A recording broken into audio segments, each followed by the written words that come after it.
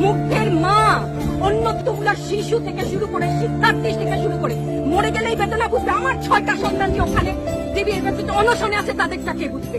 Bullet আপনি দেখেছেন বাবা মায়ের আত্মনাদ, অভিশাপ আসমান কাঁপে। আপনাদের কাঁপে না? তার কাঁপে না? অভিশাপের ভয় হয় না? বুকগুলা চাচা হয়ে গেছে আমার সন্তানদের।